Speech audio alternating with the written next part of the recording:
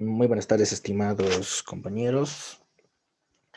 Vamos a continuar con esta tercera sesión del curso que estamos realizando, que en este caso es Introducción a la Contabilidad Básica. En las primeras clases que hemos tenido hemos ido repasando todo aquello desde lo más básico, ¿no? Desde lo más sencillo, para que ustedes tengan una comprensión de qué exactamente trata la contabilidad y qué es lo que van a aprender también a lo largo de todo este año. Sé que son clases bastante mm, reducidas, ya que lo van a llevar con sumo detalle a lo largo de todo el año, ¿no? 2 clases por semana, 1 hora y media por clase, entonces van a tener el tiempo suficiente para ir entrándose de a poco a cada sesión. Entonces van a ir aprendiendo los respectivos temas. Pero ahora lo que estamos haciendo es énfasis en la parte más esencial que creo yo que es lo que tienen que saber. Entonces, por lo cual, ya hemos visto, ¿no? Aquello relacionado con el capítulo 1, que era Introducción y Generalidades de la Información Financiera, donde repasamos la etimología y la definición de contabilidad. Posteriormente definimos qué eran los elementos de la información financiera, de los estados financieros, cada uno por uno, contenido ahí. Posteriormente pasamos a el capítulo 2 que ayer vimos, ¿no? Rápidamente, lo que son las ecuaciones contables, donde determinábamos, ¿no? De que la base para la contabilidad estaba en función a una ecuación fundamental, ¿no? Que es esta de acá. Ahí derivábamos 2 tipos de ecuaciones: ecuación estática y ecuación, en este caso, dinámica, ¿no? Ecuación de balance y ecuación de resultado. Posteriormente, que hemos visto en el capítulo 3, hemos visto la teoría de las cuentas, porque si estamos hablando de contabilidad y hablamos de que en la contabilidad existen esos elementos de estados financieros, esos elementos se plasman en cuentas, una variedad de cuentas que vamos a también detallarla. También dijimos que existe el concepto, el principio de partida doble que se debe cumplir siempre. El no existir partida doble estaríamos diciendo de que no estamos haciendo la contabilidad adecuadamente. Posteriormente vimos también el tema de los saldos que corresponden, el tema de la ley de movimiento de cuentas, que para mí en primer año es fundamental su conocimiento. Y no solo para el primer año, no es como que con esto es suficiente aprobar primer año. Esto va a ser, como se dice, el pilar fundamental para hacer registros contables. Es decir, no importa cuál contabilidad sea, la contabilidad es única. Va a existir áreas, eso sí, ¿no? Especializadas por las industrias que existen, como será el caso más sencillo. Básica, lo que se hace es una contabilidad comercial de empresas que compran bienes ya terminados y los revenden. Pero puede haber otro tipo. Meter un rectangulito, ¿no? Y bueno, en caso de otras actividades tal vez más complejas, podemos ver las entidades financieras, podemos ver las empresas de seguros, empresas en nuestro país, ¿no? En el lado oriente, agrícolas, ganaderas, agropecuarias, mineras, petroleras y todo aquello que haya servicios y todo lo que ustedes puedan ver como actividades, la contabilidad es la misma. Y esta ley de movimiento de las cuentas va a ser para todos. Es decir, esto no pueden olvidarse de su tratamiento. Así que espero que se lo hayan memorizado como les había explicado.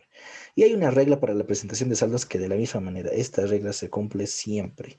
De esta manera es como van a tener los estados financieros elaborados adecuadamente. Ahora, ¿qué es lo que sucede? Ya hemos visto todo eso en las 2 anteriores sesiones. Hemos tratado de ser bien explícitos. Ahora vamos a adentrarnos a algo que tenemos que tomar en cuenta. Si ya estamos hablando de que, primero, la contabilidad tiene sus componentes, tienen elementos que son 5. Son activo, pasivo, patrimonio, ingreso y gasto. En ese gasto también está el costo, ¿no? Ya les había dicho que cumple igual la definición, pero tiene algunos criterios para algunas industrias especiales, ¿ya? Ahora, eso van a estar en cuentas, como muy bien hemos visto, por eso el tema teoría de las cuentas. Y esas cuentas obviamente tienen que ser clasificadas. ¿Y cómo las vamos a clasificar? Es lo que vamos a entrar hoy. Tienen que estar clasificadas, agrupadas sistemáticamente en un ¿qué? En un plan de cuentas. Por lo cual, ¿qué vamos a decir? El plan de cuentas, el cual que vamos a analizar, es el listado debidamente clasificado. Obviamente va a ser codificado y descriptivo. ¿De qué? De todas las cuentas que utilizará una empresa para el registro de sus transacciones y que utiliza una empresa al cumplir con su actividad principal. Exactamente, ¿qué es lo que hace este plan de cuentas? ¿Por qué tiene que estar clasificado? Clasificado según los elementos que yo les he mencionado y otros más adicionales que van a ser complementarios. Existen cuentas reguladoras, ¿no? Que no son otras cosas diferentes que aquellos que van a reflejar o van a ayudar a reflejar el verdadero saldo de una de las cuentas, ¿ya? Entonces, por eso se va a clasificar. No podemos, en este caso, tenerlo desordenado. Una cosa es activo, otra cosa es pasivo y otra cosa es patrimonio. Otra cosa es ingreso y otra cosa es gasto. Por esa razón está clasificado. Codificado porque sabemos muy bien de que ya los registros contables, todo esto que hablamos de contabilidad, de información financiera, ya no está plasmado en papel. Actualmente existen sistemas contables eh, desde los más simples, pequeños, hasta los más complejos. Todo depende de la entidad, la magnitud, de la dificultad y de lo compleja que puede ser una empresa, por lo cual la codificación, ya sea numérica o alfanumérica, pues va a determinar también va a estar en función a la clasificación. Y descriptivo porque vamos a describir seguramente las áreas que son más importantes para la empresa. Porque, ojo, este plan de cuentas no es único, ¿no? No es como que un plan de cuentas, o sobre todo en Bolivia no hay un plan de cuentas único que tengan que aplicar todas las empresas. Cada empresa tiene que hacer su adecuada planificación, su adecuado diseño e implantación de este plan de cuentas, ¿ya? Entonces, para ello, ¿cómo va a ser necesario su elaboración? ¿De qué vamos a partir? ¿Qué datos van a ser necesarios para su elaboración? Lo que vamos a necesitar para elaborar un plan de cuentas, debemos tomar los siguientes conceptos. Primero, análisis que tenemos que tomar en cuenta va a ser el rubro o actividad a la que se dedica una empresa. No podemos comparar el tema de una empresa minera con una empresa comercial. Porque la empresa comercial, las cuentas que normalmente va a manejar, ¿qué va a hacer? Si vende todo el efectivo, solo va a haber ventas, que es ingreso, y efectivo o caja, si lo queremos llamar así, o bancos, que es activo. Entonces ahí se va a mover. Ahora, si esa empresa es un poco, tiene la intención de hacer ventas al crédito, entonces va a tener una cuenta que se llama cuentas por cobrar. Eso que denominamos cuentas por cobrar también es un activo. Entonces, esas son las tres que se van a mover diariamente. Son cuentas, como así decirlo, operaciones rutinarias, habituales. Pero, ¿qué es lo que sucede con empresas mineras? ¿No? Como les decía, no va a ser la misma, ya que las empresas mineras tienen que determinar el costo de los productos, en este caso, mineros, ¿no? Cuando se tiene un campo minero, la correspondiente extracción, hasta su terminación, hasta la venta. Entonces ahí vamos a determinar cuentas de costo, ¿no? De acumulación, los costos de producción correspondientes. Va a haber también la generación, en este caso, de movimiento del efectivo, el tema de movimiento de pago de regalías, porque también hace el pago cuando se hace una venta. Entonces, este ya es un poco más complejo. Entonces, por eso es muy importante identificar qué rubro lo mismo va a ser distinto para unas empresas de servicios, ejemplo, ¿no? Empresa, igual, hasta las mismas de servicios pueden ser diferentes. Puede haber una empresa que se dedique a la prestación de servicios médicos, un hospital. Puede haber otra empresa que preste servicios de transporte distinto. Entonces, cada uno va a ser diferente, por lo cual este tiene que ser adecuado al rubro, la industria o a la actividad que se realiza. También es muy importante tomar en cuenta el tamaño de la empresa. Si es pequeña, pues las cuentas que van a ir utilizando no van a ser muchas, pero si es una empresa grande, ¿no? Imaginemos transnacionales, una empresa manufacturera, no sé, sea la cual sea, van a necesitar seguramente mayores cuentas porque van a tener mayores operaciones. Tal vez no solo se dedica a la venta, también a la venta de bienes, también puede dedicarse a la prestación de servicios. Adicionalmente puede tener inversiones. Entonces ahí es donde se puede dar cuenta de cómo puede ser la empresa o cómo se mueve ese tipo de empresas.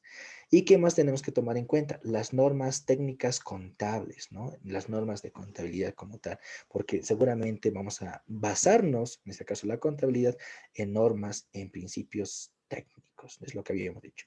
Y adicionalmente también va a haber normas legales, como ser leyes, decretos y resoluciones. Las normativas tributarias o impositivas relacionadas con los impuestos, que normalmente afectan a las empresas como entidad, pues seguramente darán origen a gastos, a pasivos, a activos y todo aquello. Entonces, seguramente con esa información vamos a tener que crear un plan de cuentas. Entonces, la esencia de un plan de cuentas no es que es único, puede variar dependiendo de la entidad. ¿Ya? Pero eso no quiere decir que en el mundo no haya eso, ¿no? En el caso del Perú, tienen un plan contable general empresarial. Han sacado recientemente, está para diciembre de 2020, si no me equivoco, sacaron la última versión que tienen. Y bueno, para ellos sí, hay un plan único para cualquier empresa, pero claro, es súper desglosado. Hay tantas cuentas que se puede abarcar a cualquier empresa, ¿no? Entonces, de esa manera también puede haber. En Bolivia, lo único que tenemos, hay un tal PUC del Servicio de Impuestos Nacional, que sería el Plan Único de Cuentas, que no está, digamos, por así decirlo, aprobado legalmente por la parte contable, ¿no? Porque si no, pues ya se cambiaría la situación. Si no, solo es para envío de la información financiera de propósito específico para el pago del correspondiente IVA, nada más. Entonces ahí no es, en este caso, de carácter de propósito general. Entonces, pero a manera de comentarios como tienen que saberlo ustedes, ¿no? Ahora, ¿qué más tenemos? De ahí, ya habiendo dicho que tenemos el plan de cuentas, vamos a ver qué características tiene ese plan de cuentas. Primero que nada, tiene que ser flexible. ¿Por qué? Ya les había indicado. Puede, en este caso, haber una empresa que comience con un patrimonio, con algunas actividades pequeñas, pero a lo largo del tiempo ha ido incrementando su operación, ha ido expandiéndose, ha tenido mayores clientes, por lo cual puede hacer nuevas operaciones, sí, puede ampliar su línea de productos, puede ampliar su, su objeto principal de negocio. Ya no solo puede vender bienes, puede prestar servicios también. Entonces, obviamente, tiene que ser flexible y que posteriormente pueda ser modificado, aumentado también. Eso es lo que nos indica, ¿no? Por eso constantemente puede ser actualizado. Puede haber algo, una normativa, puede haber algo tributario que cambie y nosotros tenemos que adecuarnos a aquello también. Ahora, esto debe clasificarse generalmente, tiene que clasificarse de lo general a lo particular, ¿no? Siempre partiendo de qué. Vamos a verlo ahorita, de lo que son los elementos de los estados financieros, posteriormente cuenta por cuenta. Y estos deben ser expuestos en dos columnas, ¿no? Primero se debe presentar la codificación, porque ya les había dicho, va a ser numérica o alfanumérica, y segundo va a ser la descripción de la cuenta. Aquí tenemos un ejemplo sencillo de lo que estamos mencionando.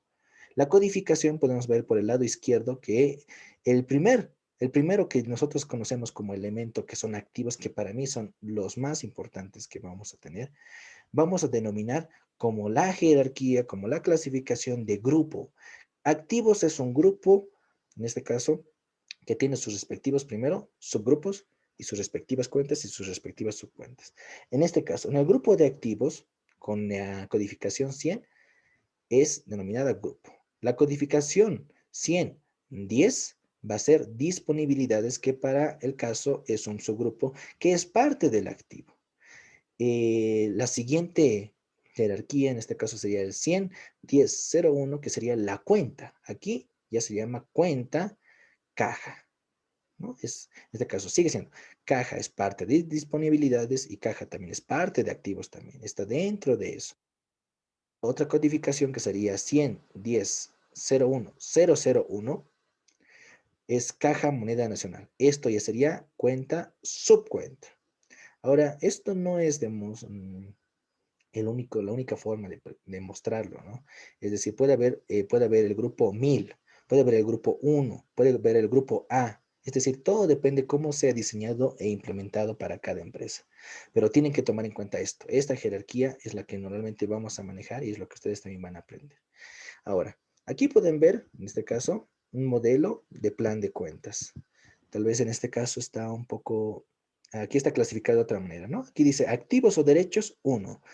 1.1 activos corrientes, 1.1.1 disponible, 1.1.1.0.1 caja moneda nacional, 1.1.1.0.1.0.1 caja 1. Y así está detallando todo lo que tiene que ver, sobre todo con la parte de activos. Eso es lo que nos está indicando. Así está plasmado. Ahora, yo les voy a mostrar en este caso,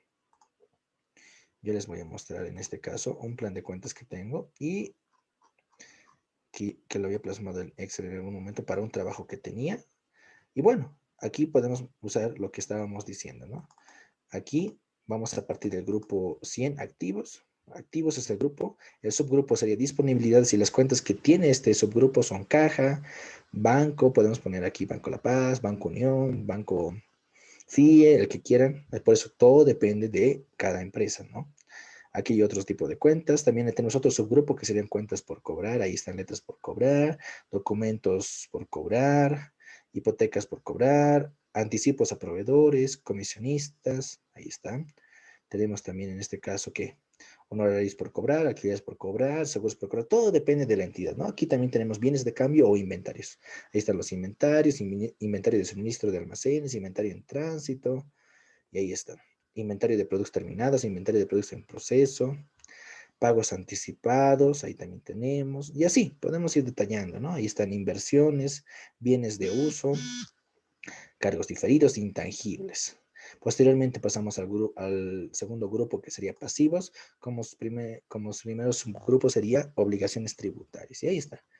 Las obligaciones tributarias, débito fiscal, impuestos a las naciones por pagar, impuestos sobre utilidad por pagar, impuestos a las transacciones y retenciones, régimen complementario al IVA por pagar, impuestos a las transferencias de inmuebles, y así, está detallado. Entonces, de esa manera tienen que tomar en cuenta de que, ojo, estas cuentas están en función al criterio que se ha tomado. O sea, ha habido una persona que ha diseñado e implementado este plan de cuentas. Ahorita unos pueden decir, no me gusta el tema de letras por cobrar. Yo le puedo llamar documentos mercantiles por pagar, digamos. Ya no letras por pagar. ¿Puedes hacerlo? Sí. Puedes aquí también hablar de ventas. Puedes poner ventas de productos, ventas de bienes. Es decir, la cuenta es indiferente. No se queden con ese plan de ¿qué cuenta es? O sea, puedes adecuarla. Lo que sí tienes que saber y tienes que identificar muy bien es qué esa cuenta a qué elemento pertenece. Porque no es lo mismo decir letras por cobrar que letras por pagar. Porque ahí, si no saben identificar cuál es cuál, simplemente no van a hacer un mal registro. Entonces, eso es lo que se quiere, ¿no? Aquí está adecuado de una manera. ¿Ya? Entonces, eso es lo que les estoy mostrando. Con estas cuentas, con este plan de cuentas, van a poder hacer los registros contables, ¿ya? De esta manera, pues, estamos terminando el capítulo 3, ¿ya? Que posteriormente vamos a ver lo siguiente. Hasta ahí hemos abarcado lo que era necesario para entender eh, lo que son la teoría de las cuentas, ¿ya? Ahora vamos a hablar algo más técnico, algo más propio de lo que es la contabilidad, ¿ya? Que en este caso lo vamos a reflejar en un capítulo 4 que lo he denominado Marco Normativo para la Preparación de la Información Financiera en Bolivia. Porque, ojo, ¿no? O sea, el hacer contabilidad no solo es hacer registros por hacer, tienen que tener un marco normativo que va a dar las directrices necesarias para elaborar la información financiera y sobre todo en el país en el que nos encontramos, en Bolivia. Porque es muy distinto hacer la contabilidad en el Perú, en Chile y en los demás, porque tienen su propio marco normativo de preparación de información financiera. No digo que la contabilidad es diferente, sino que su marco de preparación va a ser distinto. Lo que se quiere en estos tiempos es uniformizar ese marco normativo, por lo cual las normas internacionales de información financiera, poco a poco a lo largo de los años, se está poniendo más fuerte, por así decirlo. Entonces, ¿qué es lo que sucede, no? Ahí, ¿qué es lo que sucede? Eh, Entonces, con esas normas internacionales de información financiera, pues, se podría unificar la contabilidad a lo largo del mundo. Y es lo que se está haciendo. Poco a poco las empresas que cotizan en bolsa, sobre todo, a lo largo de varios países de Latinoamérica, en Europa y demás, pues preparan con ese marco normativo de preparación de información financiera, que serían las NIF. En Bolivia tenemos otra distinta. Pero bueno, tenemos que basarnos en la normativa que tenemos en Bolivia y vamos a ver cómo es eso. ¿Sobre qué base vamos a aplicar? Porque si no, no tendría sentido. Es como querer realizar algo sin el por qué, ¿no? Es como que, ¿por qué realizas eso si nadie te lo indica, ¿no? Entonces, aquí está la base para aquello. Entonces, ¿qué vamos a decir? Lo que vamos a decir es lo siguiente. A ver. Mm, opciones de puntero. ¿Qué es lo que vamos a tener? Primero que nada, tienen que tomar en cuenta de que va a haber alguien, un organismo como tal, que va a emitir, ¿qué? Normas de contabilidad. Las normas van a ser las bases, los principios para la preparación de la información financiera. Entonces, en Bolivia tenemos esos organismos, lo cual es, los cuales son el CETENAC. El Consejo Técnico Nacional de Auditoría y Contabilidad, CETENAC, que este es dependiente de qué?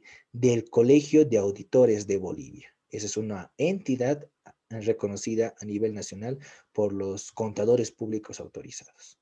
Es el ente colegiado reconocido que emite normas profesionales de contabilidad y de auditoría. Este ente, ojo, el CETENAC, Consejo Técnico Nacional de Auditoría y Contabilidad, no solo emite normas profesionales de contabilidad, también emite normas profesionales de auditoría. Esto en nuestro territorio nacional que sería Bolivia. Por lo cual no puede haber otra empresa, no puede haber otro organismo en Bolivia que pueda emitir sus normas. No podemos decir, en La Paz tenemos esto y estas normas vamos a explicar. No, en Bolivia el CETENAC está reconocido y es las normas con las cuales nos vamos a basar. Ahora, obviamente cada país también tiene su propio colegio que los representa, en los cuales también van a tener su organismo técnico para su emisión de normas. En Bolivia es este, en el Perú es distinto, en Chile es distinto. Pero ¿qué es lo que está unificando y lo que se quiere también en un futuro y lo que también el presente se está dando de a poco? Que pasemos ya no a normas locales, a normativa solo propia de propia de cada país, porque eso es lo que sucedía antes. Antes, pues por las décadas de los, primero, pues por las décadas de los 20, por la década de los 30, pues cada país estaba en crecimiento, en auge, y cada uno, pues, según la actividad empresarial que iba realizando, pues iba ya creando sus propias normativas, ¿no? Por los años 60, 70, cada país, sobre todo en Latinoamérica, ya iba manejando el tema de tener sus propias normas. Había normas peruanas, las conocidísimas YUAS, no sé, las GAP Perú, o sea, las Argentina, GAP, digamos, eran los principios de contabilidad generalmente aceptados que se manejaban anteriormente. Entonces, cada país tenía su propia normativa. El problema ahí es que cada uno tenía pues un criterio distinto de algo. Entonces, si hay todo distinto y ahora en el mundo ya hay negocios que pues se pueden hacer operaciones a nivel mundial de una venta y de una compra de un país a otro con total facilidad, los usuarios de la información financiera tienen que tener una información uniforme. Entonces ahí es donde ha habido el cambio. Se trata de unificar aquello. Entonces, ¿qué es lo que está prevaleciendo en estos momentos? Y lo que se trata de hacer y lo que también Bolivia debería hacer es que deberíamos ingresar a aplicar en su totalidad plenas las normas internacionales de información financiera. Para ello, ¿cuál es su organismo emisor de las normas internacionales de información financiera? Vamos a decir que el Consejo de Normas Internacionales de Contabilidad, esta junta, en este caso, ese consejo es la junta, es un grupo independiente de expertos, que en este caso expertos obviamente en el área contable, con una combinación adecuada de experiencia práctica, o sea, son profesionales de alta calidad, ¿sí? Que en este caso tienen los criterios necesarios para poder elaborar esas normas. ¿Ya? Recientemente en el establecimiento de normas contables, lo que les decía, en la preparación de auditoría o el uso de informes financieros y en la educación contable. Todo eso hace este Consejo de Normas Internacionales de Contabilidad. Lo que se decía, el IASB, el International Accounting Standard Board, ¿no? Es lo que, ese es el organismo, ese es el Consejo de Normas Internacionales que emite las normas de contabilidad. Este Consejo de Normas Internacionales de Contabilidad es dependiente de la Fundación IFRS, ¿no? Es el International Financial Reporting Standard, que sería normas internacionales de información financiera. ¿Ya? Es un poco confuso, el nombre se repite bastante, pero es el órgano, digamos, que es dependiente, ¿no? Este consejo es dependiente de la Fundación IFRS. Ahora, si es que tienen intención de revisar su normativa y demás, ahí están los links correspondientes, ¿no? Para registrar. www.auditorescontadoresbolivia.org y el otro sería www.ifrs.org. Ahí pueden revisar más a detalle cómo están constituidas, tienen su propia historia donde ustedes pueden revisar. Entonces, es lo que tenemos que tomar en cuenta. Para nosotros, esto es lo que por ahora nos interesa, pero conocer esto también, porque les voy a explicar el por qué el sentido de esto. Ahora, cuando hablamos de preparar la información financiera, en este caso, tenemos que tener un marco específico, marco normativo, que va a ser aplicable a la información financiera en Bolivia. Por lo cual, ese marco de información financiera en Bolivia lo compone 14 normas. Ese compendio de 14 normas que está desde la norma contable 1, es su codificación NC, norma contable 1, hasta la norma contable 14, son nuestra base, nuestro marco para la preparación de información financiera en Bolivia. Con estas normas tenemos que preparar la información financiera con los criterios técnicos específicos que nos vayan dando indicación para realizarlo, ¿no? Ahí podemos mencionar el más conocido actualmente, ¿no? Y lo que antes cada país también tenía, pero Bolivia, pues como siempre, se está quedando atrás. Los principios y normas técnico-contables generalmente aceptados para la preparación de estados financieros, o su nombre más popular, los principios de contabilidad generalmente aceptados en Bolivia, ¿ya? Eso es lo que se dice, ¿no? También tenemos otra norma contable 2, ¿no? Que es el tratamiento contable de hechos posteriores al cierre del ejercicio. La norma contable 3, ¿qué nos habla? De estados financieros a moneda constante, el ajuste por inflación. Norma contable 4 nos habla de la revaluación técnica de activos fijos. La norma contable 5, principios de la contabilidad para la industria minera. Tenemos algo específico. La norma contable 6 nos habla del tratamiento contable de las diferencias de cambio. La norma contable 8, consolidación de estados financieros. La norma contable 9, habla de la industria minera, normas de contabilidad. La norma contable 10 habla del tratamiento contable de arrendamientos. La norma contable 11, que es muy importante que sepan y espero que vayan a leerlo, es la información esencial requerida para una adecuada exposición de los estados financieros. La norma contable 2 habla del tratamiento contable de operaciones en moneda extranjera cuando coexiste más de un tipo de cambio. Uf, antiguísima. Norma contable 13 son cambios contables y su exposición. Norma contable 14 son políticas contables, su exposición y revelación. Un detalle respecto a todo lo que estamos mencionando. Cuando les digan, ¿no? Y eso tienen que siempre diferenciar. Cuando les digan, ¿cuál es el marco para la preparación de estados financieros o marco para la presentación de información financiera? Tienen que decir las normas de contabilidad generalmente aceptadas en Bolivia. Ojo, ¿no? Ojo. Muchos confunden y dicen que estamos preparando en base solo de principios de contabilidad generalmente aceptados, los PCGA.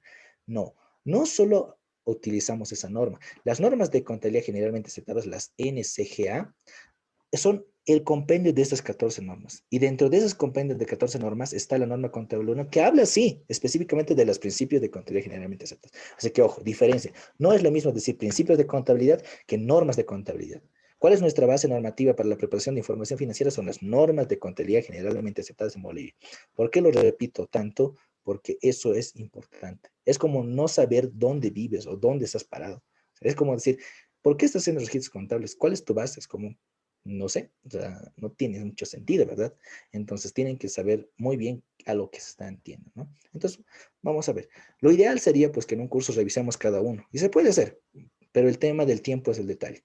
Por lo pronto, lo que vamos a hacer es ver aquello que va a ser muy importante. ¿Podemos revisar la norma contable 11? Sí. Lo vamos a hacer eso al final cuando hagamos estados financieros si nos alcanza el tiempo. Si nos alcanza el tiempo, vamos a hacer eso. Pero lo que vamos a revisar, sí, en esta sesión va a ser los principios y normas técnico-contables generalmente aceptados para la preparación de estados financieros. Los principios de contabilidad generalmente aceptados.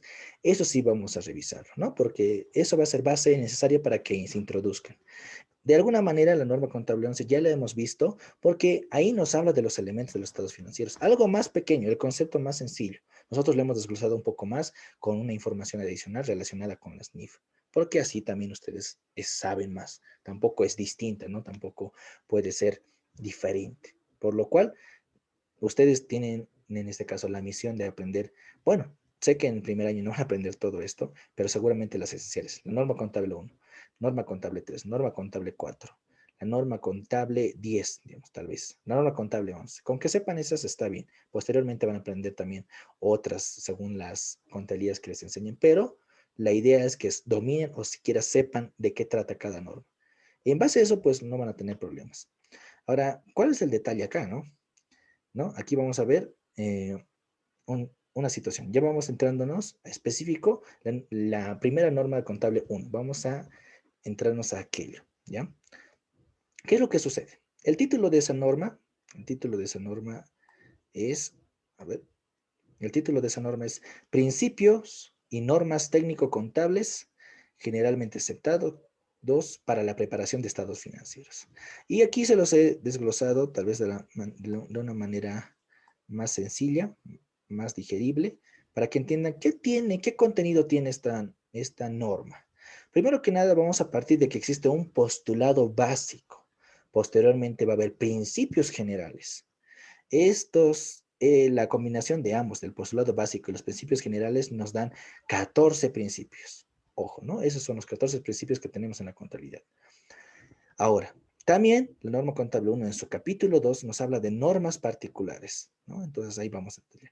Ahora, veamos, ¿no? En el tema del postulado básico vamos a tener aquel principio llamado equidad, ¿ya? En el tema de principios generales vamos a tener ¿qué? El ente.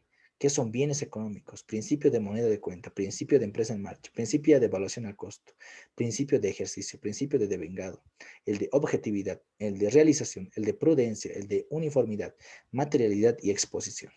Ahí están esos principios y los vamos a detallar uno por uno. Lo que vamos en esta sesión, vamos a detallar esto uno por uno, vamos a explicarlo porque sí va a ser necesario. Las normas particulares, pues lo desglosa en cuatro áreas, cuatro subgrupos. Activos afectados a operaciones del giro de negocio, 1. Activos afectados a operaciones al margen del giro del negocio, 2. Derechos de terceros y propios sobre el efectivo, 3. Y eventualidades o contingencias. En esta sesión no vamos a revisar esto porque ya es algo más particular y seguramente lo van a entender mejor cuando hagan sus registros contables vinculados a eso. Entonces, posteriormente los revisamos, pero ahora no va a ser nuestro tema de estudio. Lo que sí vamos a estudiar es eso. Con esta base sí vamos a tener que entender cómo van a ser los registros contables o el porqué de realizarlos, ¿ya? Entonces, comencemos para aquello. En ese capítulo 1, denominado Principios Contables, el postulado básico, así como se lo denomina, ¿qué nos dice como concepto? La equidad va a ser, va a existir entre intereses opuestos. Debe ser una preocupación constante en contabilidad porque, puesto que o utilizan los datos contables, pueden encontrarse ante el hecho de que sus intereses particulares se hallen en conflicto. De esto se desprende que los estados financieros deben prepararse de tal modo que refleje con equidad los distintos intereses del juego en una hacienda o en una empresa dada. Ese es el concepto que te dice, ¿no? De norma contable 1. Pero exactamente, ¿qué es lo que qué es lo que quiere decirte? ¿Qué es lo que te quiere indicar como tal? Te está diciendo de que la contabilidad debe reflejar la realidad económica. Ahora, ojo, ¿no? Puede haber muchos casos en los cuales puede existir un interés por parte de los usuarios de la información financiera. Imagínense, no sé, el dueño de la empresa. Vean que está teniendo, no sé, pérdidas. Imagínense que tiene pérdidas y justo recientemente ha obtenido un préstamo. Y en contratos contractuales, ¿no? En los Sí, en los contratos que ha tenido con el banco era que como condición tenía que obtener utilidades a lo largo del ejercicio en el cual desarrollaba su actividad empresarial. Entonces él puede decirle, ¿no? Al contador, ¿no? Quiero que modifiques esto, quiero que haya utilidad así. Y ahí pues no estamos respetando el principio o postulado básico de equidad, porque ahí estaríamos en este caso velando qué intereses propios de un usuario. Por lo cual, en este caso, ¿qué es lo que tiene que reflejar la contabilidad? Ese principio de equidad. O sea, que no beneficie ni a uno ni a otro, sino se esté reflejando la existente realidad económica que tiene una empresa. Eso es lo que nos dice el postulado de equidad. Así de sencillo. No vamos a complicaros, ¿no? Eso es lo que nos dice. No tiene que haber intereses que afecten o que quieran hacer cambios sobre la contabilidad. Ahora, vamos a otro principio contable que sería el de ente, que ahora pues se podría decir que lo podemos relacionar con el concepto de entidad, ¿ya? Ahora, ¿cuál es el detalle también? Aquí tienen que comprender algo, ¿no? Estas normas no son recientes, ¿no? Primero que nada, estas normas a nivel Latinoamérica pues han tenido su base por los 1960, 1970.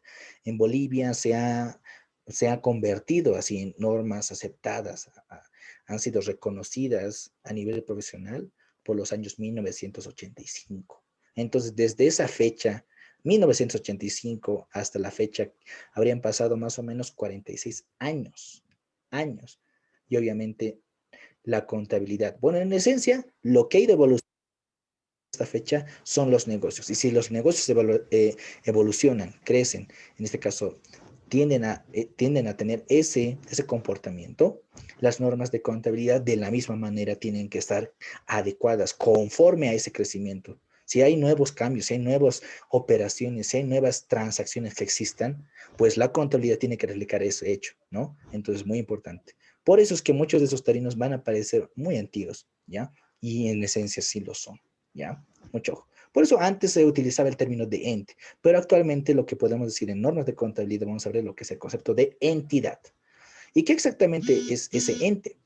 Los estados financieros se refieren siempre a un ente o entidad, donde el elemento subjetivo o propietario es considerado como tercero. El concepto de ente es distinto del de persona. Ojo, ¿no? Una cosa es una persona y otra cosa es una entidad o un ente, ya que una misma persona puede producir estados financieros de varios entes de su propiedad. Claramente, ¿no? Si yo tengo acciones de una empresa, de otra empresa, de otra empresa, obviamente la información que se prepare va a ser de cada una de las empresas. No porque sea solo una persona puedo tener solo un estado financiero, no. ¿Qué concepto? O sea, la información financiera que posteriormente se plasma en estados financieros va a ser respecto a la entidad. Puede haber, en este caso, estados financieros separados, distintos. ¿Qué pasa si nosotros tenemos acciones de otra empresa donde tenemos influencia significativa? Podemos tener estados financieros consolidados, porque tenemos una influencia significativa, tenemos la capacidad de decisión sobre otra entidad que sería nuestra subsidiaria, por la cual podemos tener estados financieros consolidados.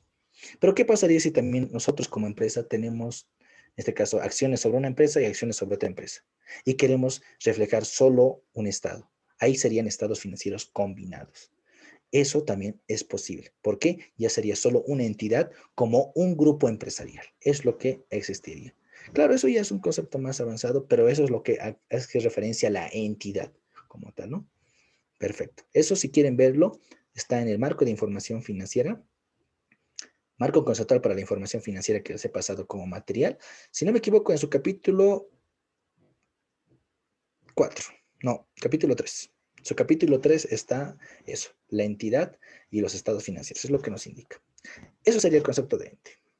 Ahora, ¿qué es lo que sucede con el tema de bienes económicos? Otro principio de contabilidad nos indica, los estados financieros se refieren siempre a los bienes económicos, es decir, bienes materiales e inmateriales que posee valor económico y por ende susceptible de ser valuado en términos monetarios. ¿Qué es lo que habíamos analizado en los elementos de los estados financieros? El concepto de activo. Y los activos, ¿qué habíamos dicho? Son recursos económicos. Pero antes, ¿qué le llamaban? Bienes económicos. ¿Me dejo entender? Esos pueden ser materiales, sí. Pueden ser inmateriales. Ahora el concepto que sería tangibles o intangibles que poseen un valor económico, que representan un importe en términos de unidades monetarias. Claro que sí. Por eso puede ser registrado, contabilizado en lo que es la información financiera. Eso es lo que refiere a esos bienes económicos. Ahora, obviamente otro principio que tenemos que tomar en cuenta es la moneda de cuenta. Y veamos qué exactamente dice este principio. Los estados financieros reflejan el patrimonio mediante un recurso que se emplea para reducir todos los componentes heterogéneos a una expresión que permita agruparlos y compararlos fácilmente. Hasta ahí nos está indicando algo relacionado con el patrimonio. Este recurso consiste en elegir una moneda de cuenta y valorizar los elementos patrimoniales aplicando un precio a cada unidad.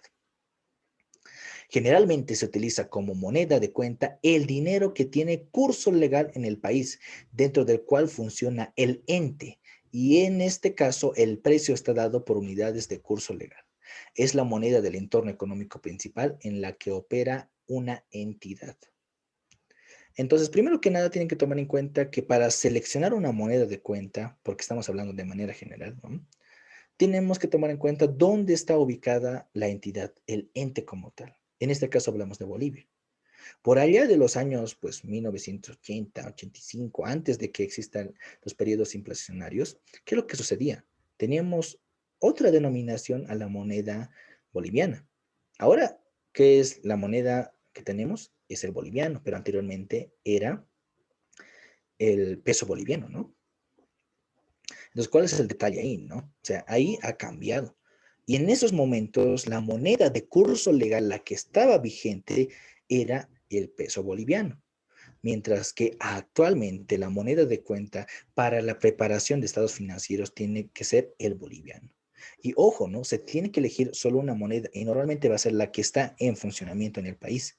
Por lo cual, el boliviano es la moneda con la cual vamos a utilizar para presentar esta información financiera reflejada en estados financieros. Ojo, este es un concepto antiguo y muy simple, porque actualmente, bueno, en nuestro país no, pero podemos ver otros países, ¿no? No sé, Italia, países europeos donde, ¿qué sucede? A ver, aquí hay algo en el chat, a ver, aquí hay algo en el chat. A ver, ¿qué sucede? A ver, dice Jessica Yapo. En el caso que la empresa tenga negocios internacionales, debe ser la contabilidad para dos monedas, por ejemplo, el peso boliviano y el peso en dólares. Muy buena pregunta, Jessica, y te voy a explicar en su debido momento. Terminamos esta partita y te explico ese detalle. Es que ahí está, hay cositas, pues, que antes no había tanto problema, porque era como que los negocios solo eran aquí, pero ahora no, pues, con la globalización podemos tener negocios en otros países, como pueden tener en nuestros países. Entonces, ahí cómo funciona, ¿no ve? Ya, ahí, ahorita te explico, estimada. ¿Y qué sucede? ¿Qué es lo que les decía? Hay países donde la operatoria de su país, pues tendrán tal vez una moneda, puede ser el euro, pero también pueden utilizar tal vez en distintos sectores lo que son dólares, o tal vez en ciertas regiones otras monedas. Y la pregunta es, ¿cómo debemos, qué es lo que sucede ahí? Hay países donde sí puede haber ese tipo de, em, esa naturaleza en su entorno, por lo cual se debería escoger, en este caso, ya ahí, hablando de un concepto así de normas internacionales, que ahí es un poco más amplio, aquí es muy corto, ese principio es súper pequeñito lo que nos indica. Las normas internacionales nos indican algo más y nos dicen, ¿no? De que tenemos que tomar en cuenta la moneda de funcionamiento. O sea, ¿cuál es la moneda con la cual tiene mayor operación, con la cual genera los ingresos de actividades ordinarias la empresa? ¿Me dejo entender?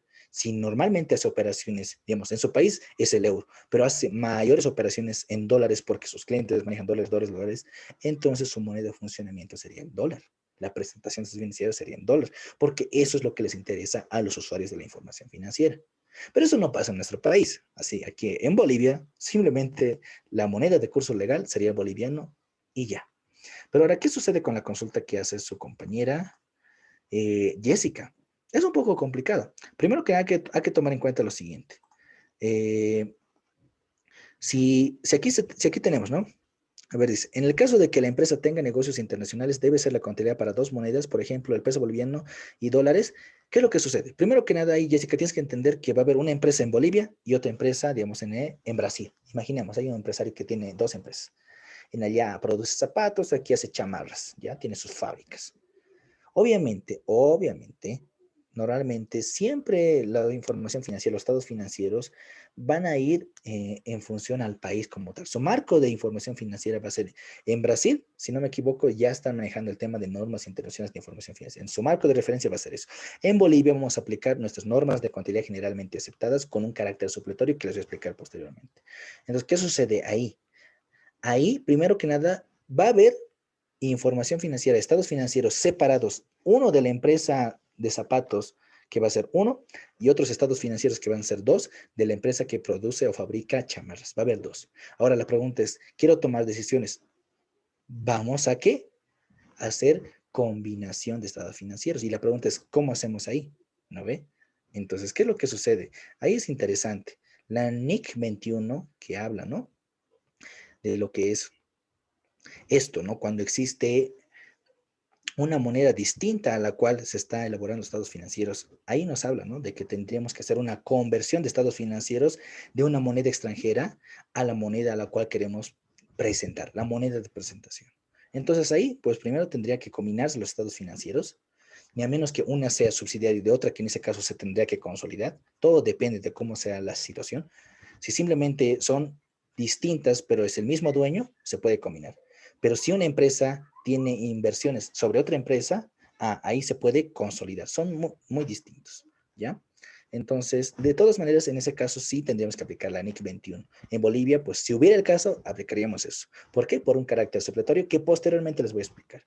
Es un poco más complicado, la verdad, pero es buena consulta. Si habría, tendrían que tomar en cuenta cuál quiere que sea la moneda de presentación de los estados financieros. Tendría que decidir los usuarios, no, quiero que sea en dólares, entonces en dólares tendría que convertirse. De esa manera tendría que ser Jessica, ¿ya? Entonces, vayamos avanzando. Si consultas como Jessica, metan. La idea es eso.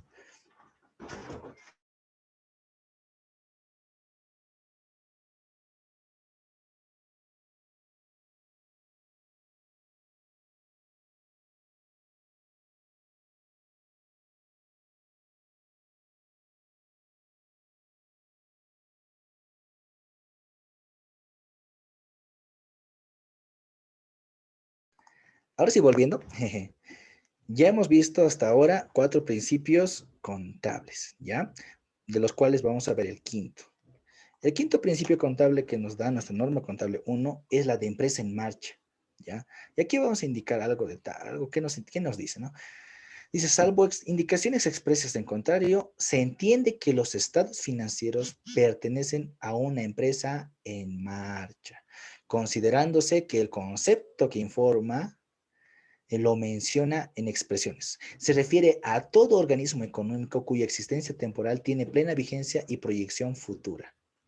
Los estados financieros se preparan normalmente bajo el supuesto de que una entidad que informa está en funcionamiento y continuará su actividad dentro del futuro previsible. Por lo tanto, se supone que la entidad no tiene la intención ni la necesidad de liquidar o cesar su actividad comercial. Un concepto muy técnico y medio que muy antiguo tal vez, ¿ya? Pero, ¿qué es lo que nos quiere decir en palabras sencillas? O sea, uno de los, la hipótesis fundamental de realizar contabilidad es el de empresa en marcha, no negocio en funcionamiento o empresa en funcionamiento. Esas son las hipótesis que se manejan, que son la misma, o sea, solo son con distintos nombres. ¿Qué es lo que sucede ahí? ¿Y qué es lo que tienen que entender ahí? Tienen que tomar en cuenta de que los usuarios de la información financiera, la entidad como tal, tiene que tener una proyección a futuro, es decir, siga su actividad en este caso, posteriormente siga, ¿no? Siga la intención de trabajar más años, ¿no? Porque obviamente genera lucro. Es decir, a lo largo del tiempo tiene que ir teniendo ganancias, o tiene que mantenerse, o tiene que haber perdido un año, pero el otro tiene que salir. Tiene proyección de futuros, tiene la intención de seguir continuando en la actividad a la cual realiza. Por eso dice, ¿no? Proyección futura. Eso, puede haber, digamos, casos en los cuales, por la situación, imagínense la empresa ha sufrido graves daños por el tema de la pandemia porque no hay clientes que compren. Ahí entonces claramente, a ver, ¿qué empresas están así? Las empresas que realizan vuelos, ¿no? Avianca, si no me equivoco, de Perú, se había declarado en quiebra. Entonces la pregunta es, ese rato ya ha cesado sus actividades, ya no ha realizado actividades, porque ya no tenía intención o proyección futura de realizarse esa actividad económica. Por lo cual, cuando ya no se cumple el principio de empresa en marcha o la hipótesis fundamental es la hipótesis fundamental de negocio en marcha, ya no se prepara la contabilidad en base a este marco de referencia, se preparará bajo otro marco de referencia distinto, porque sí o sí se tiene que cumplir este principio para que exista la contabilidad en base a estas normas. Sin ese principio, pues no tiene sentido realizar la contabilidad. Se tendrá que hacer estados financieros para liquidar la empresa, ¿no? Para pagar a sus acreedores, que se tenga y salvar lo que se pueda de esa empresa. De esa manera se tiene que tomar en cuenta, ¿no? Y hay veces no simplemente puede ser por criterios de pérdidas, que serían términos cuantitativos, también puede ser por situaciones donde tenga que haber la cualidad, ¿no? Imagínense, nosotros como empresa, somos empresarios, hemos llegado a Bolivia, el caso de McDonald's. Esa empresa no quebró en Bolivia. Lo único que vio es que no veía que tenía las ganancias que se estaban estimando en un inicio. Entonces ellos tomaron la decisión de liquidar la empresa, decidieron cerrarla. Pero no porque han quebrado, sino es porque ellos han decidido que la mejor intención era esa. Entonces, en ese caso, igual, ya no se está cumpliendo el principio de empresa en marcha. Ese es un claro ejemplo muy interesante en Bolivia. Así de sencillo. Ahora, el principio número 6 nos habla de la evaluación al costo. ¿Y qué exactamente es esa evaluación o como actualmente se la debe decir? Medición. El valor de costo, adquisición o producción constituye el criterio principal y básico de evaluación que condiciona la formulación de estados financieros llamados de situación. En correspondencia también por el concepto de empresa en marcha, razón por la cual esta norma adquiere de carácter de principio. Ahora, este concepto de evaluación al costo, medición al costo, es un concepto pues que se sigue manteniendo, pero ya no es la única forma de medir, en este caso, los elementos de los estados financieros y posteriormente reconocerlos o contabilizarlos. ¿Por qué? Antes sí, pues no había otro criterio más que el costo. El costo era, pues si yo estoy comprando un automóvil a 100,000, es 100,000 y ya. No había otro modelo. Esa es la evaluación al costo, esa es su medición. Actualmente, pues existen más criterios. En nuestras normas contables solo vamos a encontrar dos, ¿ya? 2 que normalmente se ve. En la norma contable 3 también menciona algo distinto, pero no generaliza, simplemente da la definición, algo muy básico. Pero si hablamos de normas internacionales, ahí menciona que hay 4 criterios de medición. Valuación al costo o costo histórico, valuación al costo corriente, valuación a valores razonables y valuación a valor presente. Actualmente, pues bueno, esos son los criterios que existen en normas internacionales de información financiera. Y nosotros de alguna manera también la aplicamos por carácter supletorio. Ahorita les explico eso. Pero la base para la contabilidad, lo que era pues por los años 20, 30, 40, era el costo. Posteriormente ha ido evolucionando y lo que más peso tiene ahora son los valores razonables o los valores de mercado que van existiendo a lo largo del mundo. Ese precio del oro y el petróleo a un día. Se recuerda muy bien cuando ha habido el desplome del petróleo, su valor razonable era casi nada, pero en algún momento en el tiempo ha llegado a ser muy alto que su valor razonable esa fecha era otra. Entonces, esos criterios de medición ya son de incidencia en la contabilidad, sobre todo en la información financiera, porque eso es lo que quieren los usuarios de la información financiera. ¿Me dejo entender? Pero para nuestros principios de contabilidad, que ya son del siglo pasado, solo existe uno: valuación al costo. Mucho ojo, ¿no? Ahora, ¿qué sucede con el principio del ejercicio? ¿Qué es lo que también vamos a relacionar con el siguiente punto, con el siguiente tema? ¿Qué vamos a decir? El principio del ejercicio nos dice que las empresas en marcha, ¿no? Los negocios en marcha, que es otro principio, es necesario medirlos el resultado de la gestión de tiempo en tiempo. Claramente, no podemos contabilizar solo estados financieros por 10 años, no tendría sentido. Ahí tiene que haber una uniformidad, ya sea para satisfacer razones administrativas, legales, fiscales o para cumplir con compromisos financieros, etcétera. Es una condición que los ejercicios sean de igual duración para que los resultados de 2 o más periodos sean comparables entre sí. Primero que nada, este principio del ejercicio se ha uniformizado a lo largo del tiempo y en el mundo se toma como criterio como el más básico, el que más se maneja, el criterio de 12 meses. El ejercicio de 12 meses es el tiempo por el cual se presentan estados financieros. Lo hace Bolivia, lo hace Chile, lo hace Perú, lo hace Argentina, Estados Unidos y así.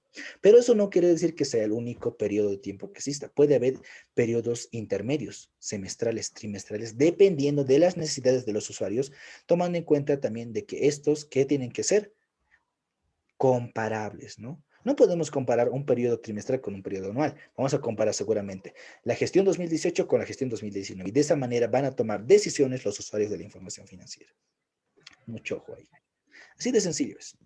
¿Cuál es el otro principio que tenemos? En este caso tenemos el del devengado. ¿Qué nos dice el devengado como tal? Nos dice que las variaciones patrimoniales que deben considerarse para establecer el resultado económico son las que competen a un ejercicio, sin entrar a considerar si se han cobrado o pagado. La contabilidad de acumulación o devengo describe los efectos de las transacciones y otros sucesos y circunstancias sobre los recursos económicos y los derechos de los acreedores de la entidad que informa, en los periodos en que esas fechas tienen lugar, incluso si los cobros o pagos resultantes se producen en un periodo diferente. Bien técnico, y así es como ustedes tienen que entenderlo. Pero en palabras sencillas para que ustedes tal vez lo vean, este criterio del devengado es bien interesante. Imaginemos una operación bien sencilla. Primero, imaginemos que hemos hecho una venta y nuestra política de la empresa es venderlo en efectivo. ¿Qué quiere decir? Yo entrego bienes, te estoy entregando, no sé, a ver, um, fierros. Imaginemos que nosotros una empresa que vendemos fierros. Te entrego los fierros, tú me pagas el efectivo, no sé, 100,000, digamos, por la cantidad que te estoy dando, 100,000. Ahí la base de contabilidad es el efectivo. La pregunta es, ¿solo existe esa base de contabilidad? No existe otra base más, que es el del devengado. ¿Qué es lo que sucede? La pregunta es, si nosotros hacemos una venta de crédito y sabemos muy bien que lo vamos a cobrar en un futuro, seguramente cercano, o eso es lo que se tiene la intención, la pregunta es, ¿vamos a contabilizar eso o no? En un momento en el tiempo tal vez no se contabilizaba porque no tenía sentido registrar algo que no tenías. No es como que registrar efectivo, pero no tenías efectivo. Pero con el criterio, con el principio del devengado, ¿qué nos dice? Vamos a registrar las operaciones, incluso si estas no se han cobrado o se han pagado. Esos son los casos de compras al crédito o ventas al crédito, lo más común que hay. Quiere decir que estos criterios van a ser de acumulación hasta que en un momento estos se vayan a cobrar, ¿no? Ojo, para que exista este registro en base al devengado, claramente tiene que cumplirse la definición de uno de los elementos o dos de los elementos para su registro, ¿no ven? Porque no tendría sentido, te voy a pagar 20,000 porque me lo arregles mi casa, ¿sí? Si no he arreglado la casa y yo no te he pagado, no vamos a registrar eso, porque no registramos compromisos, registramos hechos. Si la empresa a la cual hemos dicho que arregle la casa ya lo ha hecho, entonces nosotros tenemos un gasto. Pero si no le hemos pagado, reconocemos el gasto, pero decimos que tenemos una obligación. Su pasivo claramente está ahí, ¿no ve? ¿Dejo entender? Entonces, de esa manera es como lo tienen que relacionar, ¿ya? Van a verlo en los registros cómo funciona esto, ¿ya? Por eso dice, ¿no? Se lo registra aún a pesar si el efecto tiene lugar a cobros y pagos procedentes de periodos diferentes. Puede suscitarse el hecho en la gestión 2020, pero en 2021 es cuando vamos a cobrar o cuando vamos a pagar. Entonces, ahí está. Sí tenemos que registrar eso, ¿no? Por eso es que la contabilidad tiene relación tanto en el presente y un poco del futuro, ¿no? Tal vez de esa manera. Ahora, ¿qué más tenemos? ¿Qué otro principio tenemos? El de objetividad. El de objetividad nos indica, ¿no? Los cambios en los activos y pasivos y en la expresión contable del patrimonio neto deben reconocerse formalmente en los registros contables tan pronto como sea posible medirlos objetivamente y expresar esa medida en moneda de cuenta. ¿Qué es este principio de objetividad? Nos indica, ¿no? Si se ha suscitado una venta, ya tienes que registrar la venta, porque ya ha habido, en este caso, un aumento de activos y un aumento de ingresos. Si tú ya has pagado al banco, no sé, los servicios básicos, ya tiene que existir los registros de los servicios básicos, porque el hecho de no registrar una operación que se ha suscitado, que tenga mucha relación con la entidad sobre la cual se está haciendo la actividad económica, estaríamos violando el principio de objetividad porque no estaríamos registrando y no estaríamos reflejando lo que es la realidad económica de esa entidad. ¿Me dejo entender? Entonces, a eso hace referencia la objetividad. Perfecto. Y el punto 10, que para mí es un principio muy poderoso, pero que es muy sensible. Eso es lo malo. Seguramente se tienen que ampliar estos principios a más allá. Y les voy a indicar qué exactamente había que hacer para eso. El principio 10, que es el de realización, es el que se relaciona con algo que ustedes van a entender como son los ingresos, sobre todo con los ingresos, ¿ya? ¿Por qué? ¿Qué nos dice? Los resultados económicos solo se deben computarse cuando sean realizados o cuando la operación que los origina queda perfeccionada desde el punto de vista de la legislación o prácticas comerciales aplicables y se haya ponderado fundamentalmente todos los riesgos a tal operación. Es el mismo caso que les indicaba hace rato, ¿no? Si yo le digo, ¿no? Te voy a contratar para que arregles mi casa, es lo que les había dicho. Si la empresa ni siquiera ha arreglado mi casa, porque yo simplemente le he dicho, quiero que me la arregles, ni siquiera le he dicho cuándo, dónde, ni siquiera dónde vivo, entonces ahí no se ha realizado tal gasto, me dejo entender, porque en el momento de arreglar, no sé, la empresa, se ha caído los vidrios, arregla eso, la puerta está dañada, arregla eso, cuando haga eso, cuando de verdad en esencia realicen tal hecho, es cuando el principio de realización es donde dice, solo en ese caso vas a poder, en este caso, registrar la contabilidad. Si no, no. Y es el mismo caso de los ingresos. Los ingresos no solo se reconocen cuando te pagan en efectivo, no. Puedes hacer ventas al crédito, igual van a ser ingresos. ¿Y cómo es eso? Me dirán. Imagínense que un ingreso va a estar relacionado a que la empresa está comprometida a entregar bienes o prestar servicios. Si yo ya he entregado el bien, pero no me ha pagado, en este caso seguramente tendremos un documento mercantil que dirá pagaré o letra por cobrar, donde yo tenga un derecho de que la otra empresa, la otra persona me tenga que pagar. Entonces, ¿cuánto es de ingreso? Seguramente lo que se ha calculado. No sé, si son 1,000 van a ser los ingresos. Es decir, se ha realizado el hecho. Pero ¿qué pasa si yo digo, ya, te voy a vender, ¿ya? Y hasta la otra empresa me ha pagado. Pero si yo no he entregado los bienes, no se ha realizado la venta. porque en esencia, no porque te pague ya está vendido. Podemos hacer la reserva, sí, pero mientras no entreguemos el bien, no es ingreso. Simplemente será un pasivo hasta que cumplamos la obligación de entregar bienes o prestar servicios. ¿Qué es lo que habíamos visto en los pasivos? Eso también. Así de sencillo. Es un concepto poderoso, pero muy básico. Se tiene que completar con otras normas ya específicas, ¿no? Por eso son principios de general aceptación como se lo hacía en esos tiempos. Y vamos avanzando con el principio número 11, que es el de prudencia. Muy interesante, muy importante.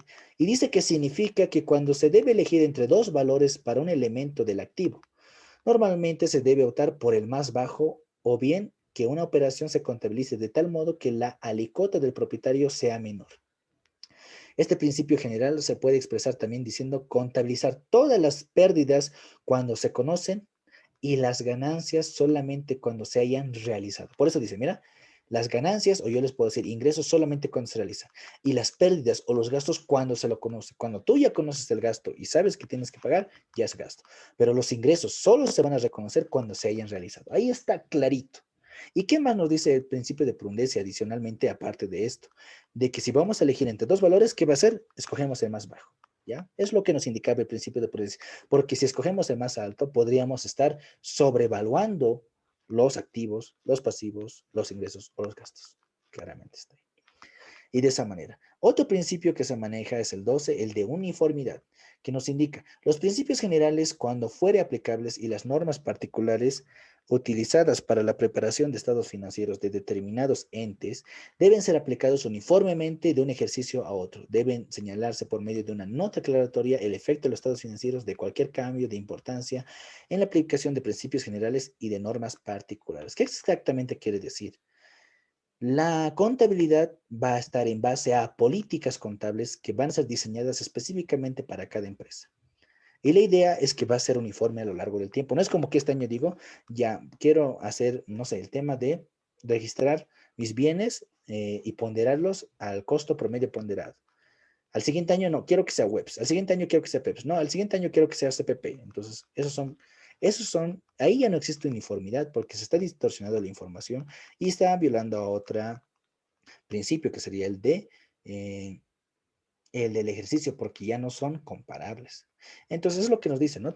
Se tiene que ser uniforme a lo largo del tiempo y si se va a hacer algún cambio en alguna política contable, se debe revelar el correspondiente efecto y ver que el cambio se haya hecho de esa manera, ¿no? Así de sencillo. Ahora vayámonos con un concepto que ya les había explicado de manera sencilla y que pues tienen que tomarle en cuenta, ¿no? El tema de la materialidad. Este concepto es clave, ¿no? ¿Por qué? A ver, vamos a leer qué nos dice. Al ponderar la correcta aplicación de los principios generales y normas particulares, debe necesariamente actuarse con sentido práctico, con sentido lógico, con sentido real de las empresas, no con un sentido solo de normas a letra muerta, sino con la realidad que existe en los negocios. Frecuentemente se presentan situaciones que no encuadran dentro de aquellos y que, sin embargo, no representan problemas porque el efecto que produce no distorsiona el cuadro general. Desde luego, no existe una línea demarcatoria que fije los límites de lo que es y no es significativo y debe aplicarse el mejor criterio para resolver lo que corresponda en cada caso, de acuerdo con las circunstancias, teniendo en cuenta factores tales como el efecto relativo en los activos o pasivos, en el patrimonio o en el resultado de las operaciones.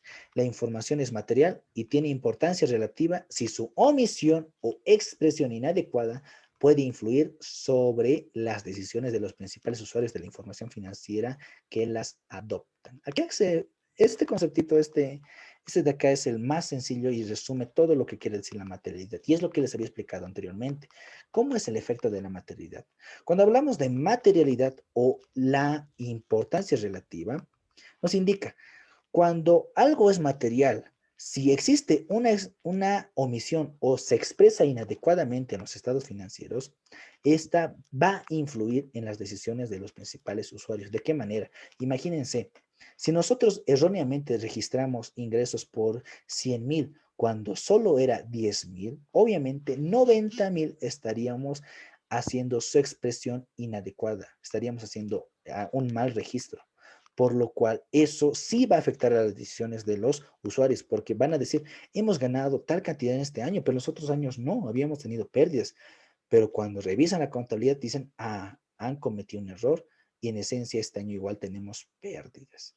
Entonces, obviamente, van a cambiar las decisiones con esa información inadecuada. Sí, por eso es que en la contabilidad todo tiene que ser material. Hay que ver qué conceptos van a ser, en este caso, reconocidos como materiales. De esa manera, ¿ya? Hay conceptos que van a ser inmateriales que no tienen mucha relevancia, por lo cual estos, pues, tal vez no van a tener mucha incidencia.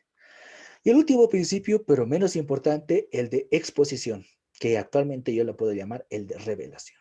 Nos dice, los estados financieros deben contener toda la información y discriminación básica y adicional que sea necesaria para una adecuada interpretación de la situación financiera y de los resultados económicos del ente al que se refiere, ¿no? Entonces, en esta exposición o revelación tenemos que reflejar qué, aquello que es importante, la información básica, la esencial para decir qué pasó con los activos, qué tenemos con los pasivos, qué tenemos con los patrimonios, cuál es el criterio para esto, cuál es su política de control. De esa manera se refiere, ¿no?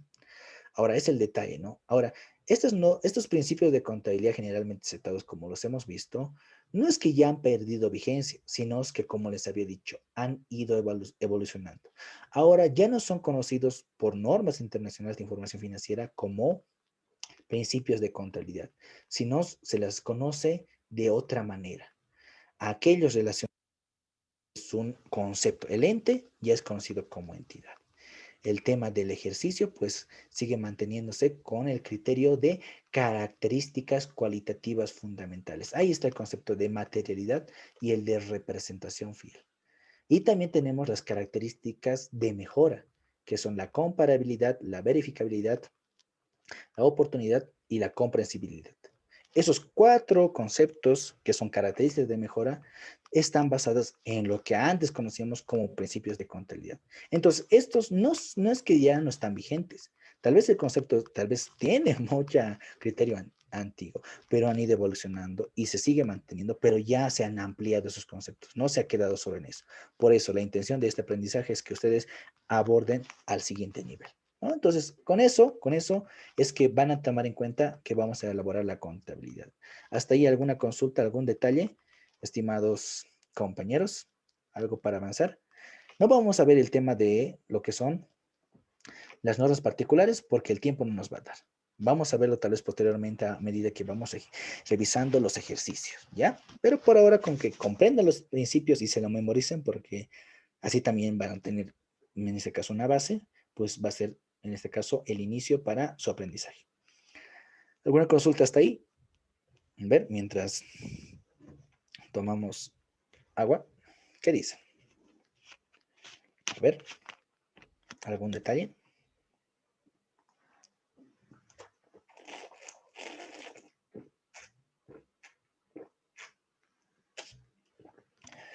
Bueno, si no hay consultas, bueno, vamos a continuar. Espero se haya comprendido y si hay alguna consulta, córteme sin ningún problema, ¿ya? Bueno, continuemos, ¿ya? Bueno, súper, qué bien que se haya comprendido. Ahora, hay algo, detalle también, así como hemos visto organismos emisores relacionados con la información financiera, ¿no? De organismos emisores de contabilidad, de normas de contabilidad. También vamos a tener otro tipo de organismos en Bolivia que van a ser organismos de fiscalización y de regulación. Ahí podemos mencionar algunos, ¿no? No son estos todos, hay más. Pero los más conocidos son ¿qué? El Servicio de Impuestos Nacionales, ¿no? Toda empresa siempre va a estar directamente vinculada con este Servicio de Impuestos Nacionales. Todas las empresas, no hay ninguna que se salve, ¿no? Así que ya saben. ¿Qué otro organismo de fiscalización y regulación tenemos? Tenemos la Autoridad de Supervisión y del Sistema Financiero, la ASFI, ¿no? Muy relacionado con empresas que son entidades financieras, ¿no? Son mutuales, son aquellas empresas que se dedican a la captación de recursos, ¿no? Que manejan fondos de otros. Otra organismo de fiscalización y regulación sería la Autoridad de Fiscalización y Control Social de Empresas, la AMP. Eso también sería considerado. ¿Qué más tenemos aparte de esos? Tenemos la Contraloría General del Estado, relacionada con el sector público, su órgano de fiscalización. También tenemos la Autoridad de Fiscalización y Control de Pensiones y Seguros, la APS, ¿no? Eso también relacionado con las empresas. Y otra también particular, la Aduana Nacional, igual. Ahí podemos tener, ¿no? El Ministerio de Hidrocarburos para el sector minero, ¿no? El Ministerio de Minería y Metalurgia para el sector, bueno, el otro sería para el sector petrolero y este sería para el sector minero, ¿no? También, ¿qué otra entidad tendríamos? A ver, sí, tendríamos tal vez el Ministerio de Trabajo también, que son entidades, organismos fiscalizadores para sus respectivas áreas. Eso es importante que sepan de manera general. ¿Qué más? Ahora, quiero que entendamos algo, ¿ya? Anteriormente ya habíamos visto algo. Anteriormente ya habíamos visto lo siguiente. A ver, ¿qué ha pasado? Habíamos visto lo siguiente. Les había dicho que para preparar la información financiera tenemos que tomar nuestro marco normativo de preparación de información financiera en Bolivia, que son normas de la 1 a la 14. La consulta es, ¿creen que todas estas 14 normas son suficientes para elaborar los estados financieros? Y la respuesta es no. Y claramente con la pregunta que hizo su compañera, que estaba acá, relacionado con el tema de que podamos tener dos empresas, una en el país y otra en el extranjero, ¿cómo sería para tener estados financieros que sean con una sola moneda de presentación? Aquí no la tenemos. Entonces, ¿qué vamos a recurrir? A algo que se ha suscitado en 1994. Seguimos hablando de el pasado. ¿Y qué sucedió? Y vamos a entender algo. Vamos a tener, sí, nuestro marco normativo para la preparación de información financiera en Bolivia, sí. Pero adicionalmente, en ausencia de esas, de pronunciamientos necesarios, ¿qué va a haber? Vamos a tener el carácter supletorio, que son las normas internacionales de información financiera que se van a aplicar en Bolivia. Ese carácter supletorio es lo que vamos a explicar ahora. ¿Qué es lo que sucedió? Vamos a tratar de ver desde un ejemplo, no sé, desde el vínculo de una línea de tiempo. En Bolivia, las normas de carácter técnico para la preparación y presentación de estados financieros con propósito general, porque ya habíamos dicho que ese es el objetivo de la información financiera, ¿qué son? Las normas de contabilidad generalmente aceptadas, que son el compendio de 14 normas. Esas son las normas de carácter técnico para la preparación y presentación de estados financieros con propósito general. Las normas de contabilidad generalmente aceptadas en Bolivia. Pero, adicionalmente, las normas internacionales de información financiera denominadas NIF, solo en ausencia de pronunciamientos técnicos específicos del país, es decir, estos pronunciamientos que son 14 normas, o reglamentaciones locales sobre asuntos determinados, vamos a aplicar solo en carácter supletorio las NIF. Eso es lo que nos dice de manera general. Ahora, ¿dónde está normado eso? ¿De dónde estoy sacando tal información?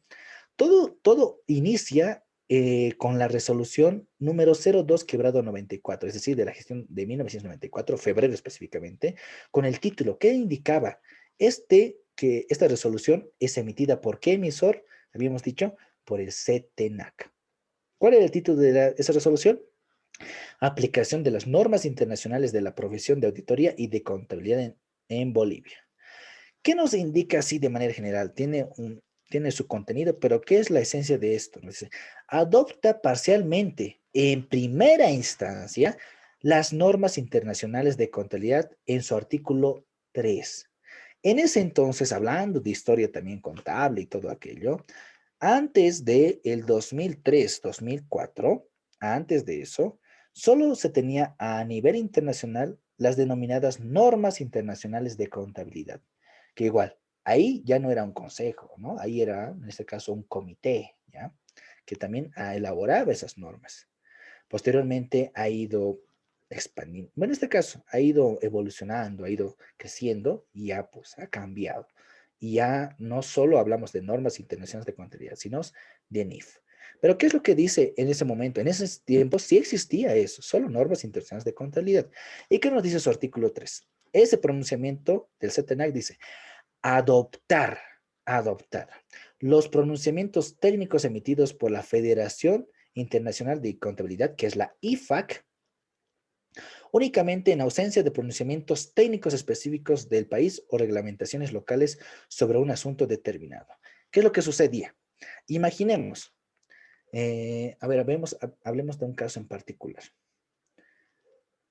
En las normas de contabilidad que tenemos, no hay la aplicación de reconocimiento de ingresos. Solo tenemos la definición, así de simple, no tenemos más. Pero el reconocimiento, medición y revelación de los ingresos de actividades ordinarias no las tenemos. Entonces, ¿qué hacíamos? Si no teníamos en nuestro compendio de 14 normas, ¿qué hacíamos? Aplicábamos el carácter supletorio de las normas. Entonces, solo en ausencia de esos pronunciamientos técnicos específicos, podíamos aplicar ¿qué? Las NIF. En ese entonces se utilizaba la NIC 18 que hablaba de reconocimiento de ingresos. Actualmente ya ha sido derogada y la única que se aplica es la NIF 15 que habla de los ingresos ordinarios procedentes de contratos con clientes. Ya es un poco bien técnico, pero tienen que saberlo. Entonces, de esa manera es como se aplicaba. En esos años de los 1994, ¿no? Por febrero. Pero pasó luego pasó 9 años, ¿no? Y el CTNAC, el Consejo Técnico Nacional de Auditoría y Contabilidad, sacó otra resolución número 01/2003, de fecha 26 de febrero de 2003. ¿Qué sucedió ahí? Mencionó lo siguiente. Primero como tal, ¿qué dice?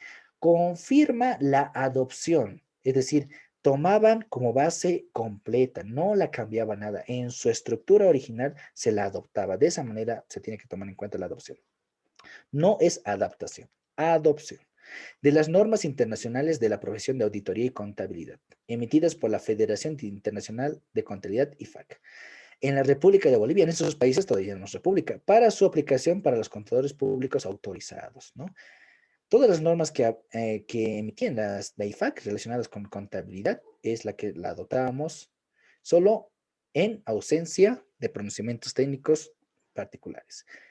¿Qué más decía en un segundo capítulo? Nos dice, mientras se adecúan y actualizan las normas nacionales, porque en ese entonces se tenía la intención de seguir emitiendo normas para tener el compendio, pero no era lo que se buscaba con ellas. Les dije, se busca con la contabilidad la uniformización de la información financiera a lo largo del mundo. Por eso ya no se han emitido más normas desde ese entonces.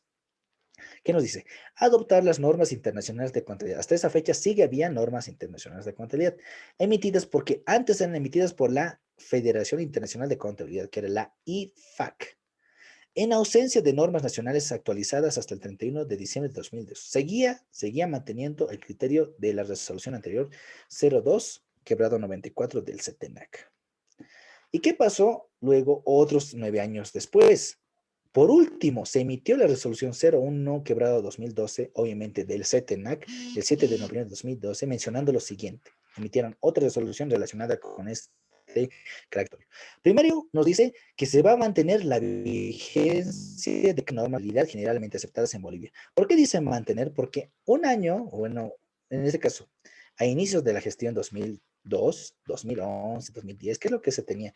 Se tenía la intención de eliminar nuestras normas de contabilidad generalmente aceptadas y adaptar a nuestra realidad las normas internacionales de contabilidad. Y se iban a denominar normas de información financiera, si no me equivoco, ¿ya? Entonces se iban a derogar las 14, íbamos a adaptarlas, según nuestra realidad, esas normas internacionales de contabilidad.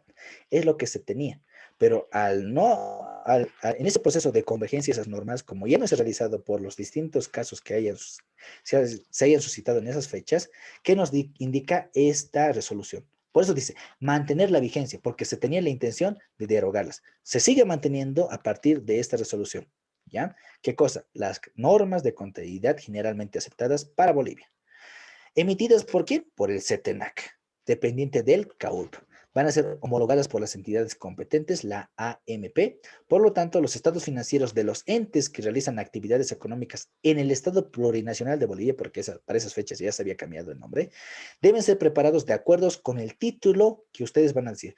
¿Cuál es su marco normativo para la preparación de estados financieros? Son las normas de contabilidad generalmente aceptadas en Bolivia. ¿Y dónde dice eso? En la resolución 01/2012 del CETENAC.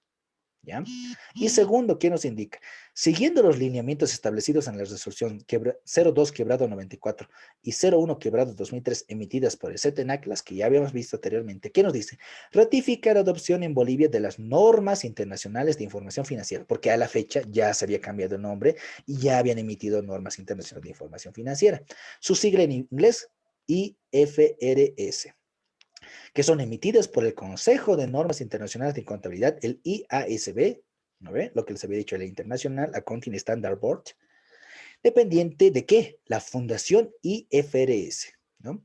Para su aplicación únicamente de qué? En ausencia de pronunciamientos técnicos específicos del país o de reglamentaciones locales sobre asuntos determinados. Aunque no crean, esto es clave, ¿ya? Porque no todo lo que las operaciones que tengamos en Bolivia o lo que suscite cada empresa están normados en este compendio de 14 normas, no lo están. Entonces, ¿qué vamos a aplicar? El carácter supletorio. Y ahí tiene que comprender muy bien qué exactamente quiere decir el carácter supletorio, ¿ya? Entonces, de esta manera es como tenemos que trabajar con el marco de información financiera. No solo aplicamos las normas de contabilidad generalmente aceptadas en Bolivia, también, ¿qué aplicamos? Aplicamos las NIF, sí, pero solo en ausencia de, en este caso, pronunciamientos específicos, ¿no? Son pronunciamientos técnicos específicos o reglamentaciones locales. Hasta ahí es cómo tienen que trabajar para, no, para la preparación de los estados financieros. Su marco normativo es eso. Hasta ahí se ha comprendido lo que hemos hecho relacionado con tanto la norma de contabilidad 1, nuestras normas de contabilidad que les había dicho son 14 y el carácter supletorio para las NIF que se aplican en Bolivia. ¿Qué dicen? ¿Se comprendió ese detalle? Para ir avanzando también. A ver, los escucho. A ver, a ver. Eso es lo que les explican bien básico. Sé que les van a explicar bien básico y sé que esto van a detallarlo más en tercer año, porque ahí es donde les enseñan normas internacionales de información financiera. Pero en primer año tienen que saber qué es ese carácter supletorio y cómo funciona, ¿ya? No es difícil, no es complicado, solo es entender qué exactamente es, ¿ya? Eso es lo que les quería compartir relacionado con aquello. Con eso ya estaríamos acabando el capítulo número 4 y tendríamos que pasar, bueno, en este caso el capítulo número, ¿qué capítulo era? Estábamos viendo el capítulo número 4, ahora sería el capítulo número 5. 5 relacionado con, en este caso, con otro tema. Hasta ahí hemos acabado el capítulo 4 relacionado con nuestras normas, el marco normativo para la preparación y presentación de estados financieros en Bolivia. Hasta ahí hemos acabado. Ahora, ya entendiéndose la base con la cual vamos a aplicar la contabilidad, porque ya sabemos cuál es la base, vamos a entrar a algo ya más, no sé, específico. Esto era muy general, vamos al específico. Y el capítulo 5, ¿qué nos indica? El ciclo contable, ¿ya? Porque obviamente tiene que haber un ciclo por el cual vaya a pasar la contabilidad, ¿ya? En este caso, a ver, en este caso, ¿qué es lo que tenemos? El ciclo contable tiene que ver, en este caso, de varios puntos de vista sistémico. Vamos a comenzar teniendo unos insumos, luego va a haber un proceso y vamos a tener un producto final. De esa manera se lo tiene que tomar en cuenta. Ahora, aquí les estoy detallando cómo se va a realizar, en este caso, cómo se está realizando el ciclo contable que ustedes van a aprender en primer año. Este ciclo contable lo van a realizar cabalmente, uno por uno, y si nosotros tenemos tiempo, lo vamos a también tratar de hacer de esa manera, ¿ya? Ahora, ¿cuál es el detalle aquí? Primero que nada, pues, este va a ser, pues, un ciclo donde se va a retroalimentar. Cuando termina uno, vuelve al inicio. Cuando termina uno, vuelve al inicio, y así se hace periodo tras periodo, tomando en cuenta el principio de el ejercicio. Vamos a verlo también eso. Ahora, en este ciclo contable hay que tomar en cuenta cuáles son los pasos, cuáles son los momentos en los cuales vamos a ver la contabilidad como tal y cómo va a ser reflejada. Bueno, primeramente vamos a tener que el balance inicial. ¿Qué es ese balance inicial o a qué hace referencia el balance inicial? Hace referencia a que se va a reconocer por primera vez los elementos de activos, pasivos y patrimonio. ¿Qué quiere decir? Una empresa se está constituyendo recientemente. Un socio ha aportado 100.000 bolivianos. Otro socio ha aportado, en este caso, maquinarias por 200.000. Otro socio ha aportado inventarios por 50.000. Entonces hacemos la suma, ¿no? 100.000 más 300.000, 400.000 más 50.000, 450.000. 450.000 se reconoce por primera vez como activos porque cumple la definición, porque recordarán que sí cumple y seguramente con todo lo que están invirtiendo van a realizar la actividad. Y eso sería el reflejo de el patrimonio. Ese sería nuestro primer balance inicial. Solo va a existir una vez, porque va a ser en el momento en que se constituya la entidad, la empresa, la sociedad como tal. Ahora, ¿qué es lo que sucede? ¿Ya? Posteriormente, ¿qué va a pasar en ese ciclo contable? Después de que existe un balance inicial que solo va a haber uno en la vez, uno único en su vida eh, como negocio, luego, ¿qué va a haber? El registro de o el libro de diario, registros de diario. ¿Qué vamos a hacer en esta fase del ciclo contable? Vamos a hacer el registro del balance inicial o el de apertura. ¿Por qué decimos balance inicial? Porque esto que se ha reconocido como balance inicial se tiene que registrar en la contabilidad, por lo cual vamos a hacer sus registros correspondientes, tanto de balance inicial o de apertura o de reapertura, si puede haber el caso. Siguiendo también, ¿qué más vamos a realizar? Vamos a hacer el registro diario de asientos o comprobantes de diario de todos los hechos, transacciones que se susciten a lo largo del tiempo. Hemos hecho una venta en enero, 100 ventas en febrero, no sé, 50 compras en marzo y así sucesivamente hemos hecho. Todo eso se tiene que registrar en el libro diario, en comprobantes contables. De esa manera es la fase, ¿no? Todo lo que se suscite en la empresa se tiene que registrar. Ahora, posteriormente, la siguiente fase, después de que ya tienes el libro diario, se pasa a qué? A la siguiente fase, que es el libro mayor. Y en el libro mayor, ¿qué exactamente sucede? Estos registros contables, que son en este caso, van a estar, pues, toda una cantidad de cuentas. Van a haber activos, caja, cuentas por pagar, y se van a ir moviendo. Entonces van a tener sus respectivos movimientos. Ya van a ser en el debe o en el haber, como habíamos visto anteriormente. Eso se tiene que pasar a un libro mayor donde se va a detallar por cada cuenta. Es decir, por cada cuenta vamos a ver sus movimientos y su saldo. Es lo que queremos determinar. Para eso vamos a hacer el pase del libro diario al libro mayor según el movimiento de cada cuenta. Aquí vamos a tenerlo bien específico para cada cuenta.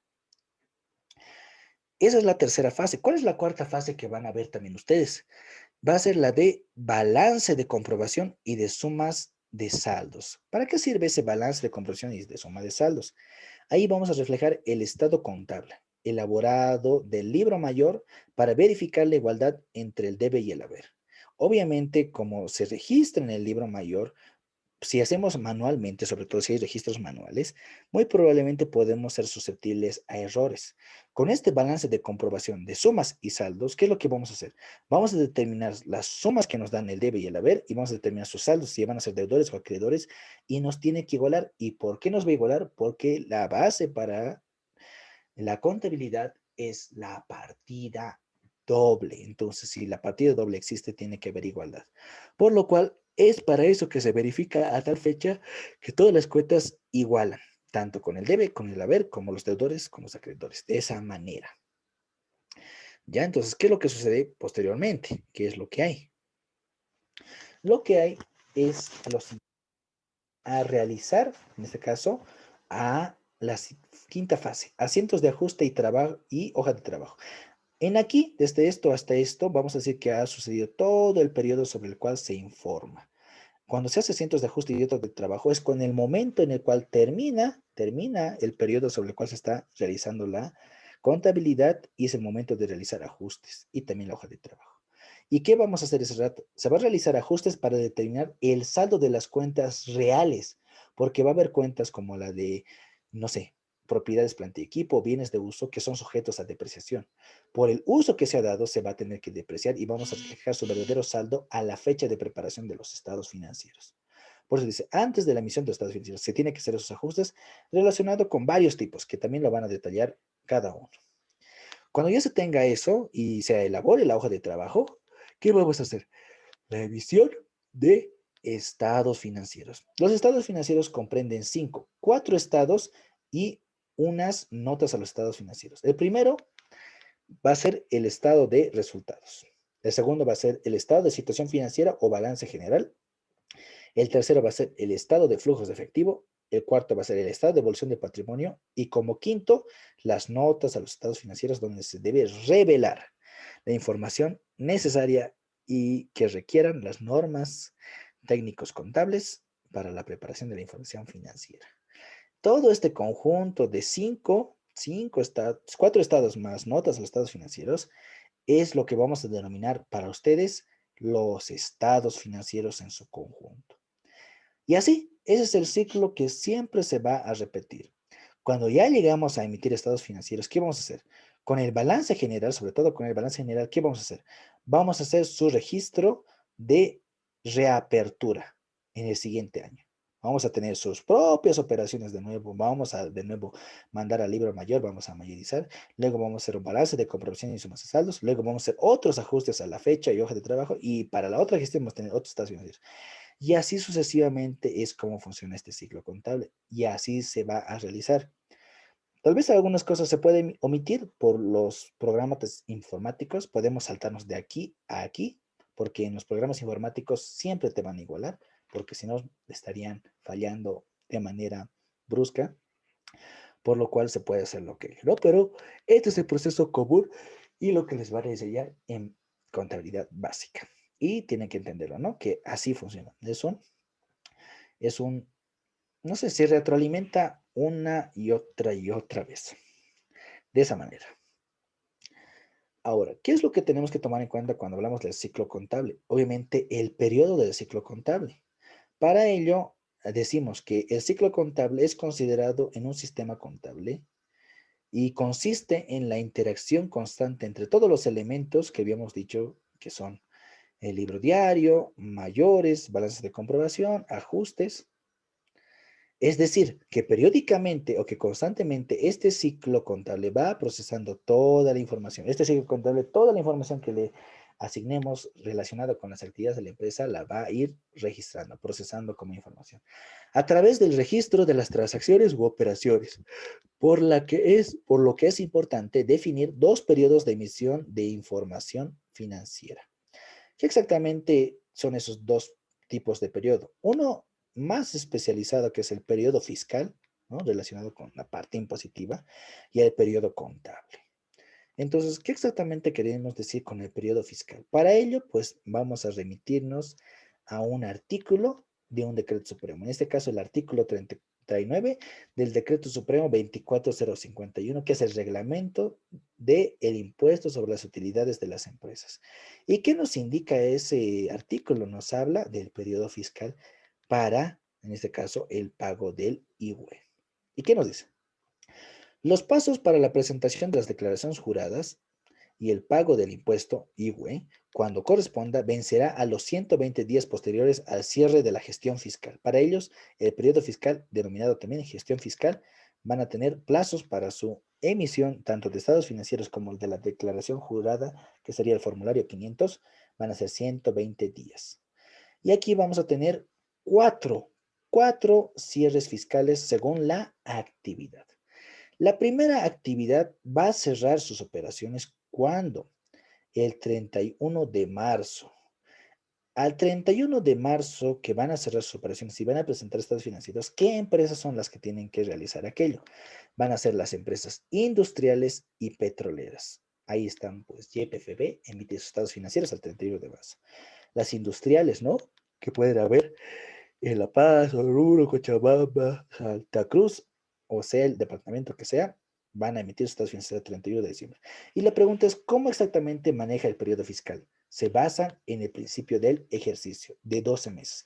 Entonces, ¿cuándo inicia sus operaciones? Imaginemos, el 1 de abril del 2019 y termina el 31 de marzo del 2020. Eso sería un año, 12 meses.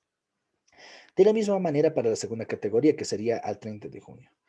Comienza sus operaciones el 1 de julio del 2019 y termina el 30 de junio del 2020, de esa manera. ¿Y qué empresas cierran estados financieros y presentan a esta fecha? Son las empresas gomeras, castañeras, agrícolas, ganaderas y agroindustriales. Todo relacionado con el agro, con la agricultura, con la ganadería, está vinculada a esta fecha. A esta fecha tienen que hacer sus cierres de operaciones y presentar sus estados financieros. ¿Qué más? Tenemos otras dos fechas más. El 30 de septiembre. Su inicio en este caso, su inicio de la gestión fiscal sería el 1 de octubre del 2019 al 30 de septiembre del 2020. Y para el siguiente año sería el 1 de octubre del 2020 al 30 de septiembre del 2021, así sucesivamente. ¿Qué empresas cierran a esta fecha? Solo una, las empresas mineras. Y el más conocido y el que van a trabajar más en contabilidad básica en los siguientes años, ¿cuál va a ser? El cierre al 31 de diciembre, el que inicia el 1 de enero de una gestión. 1 de enero de 2020 al 31 de diciembre de 2020. Entonces, ¿qué empresas cierran y presentan sus estados financieros a esa fecha?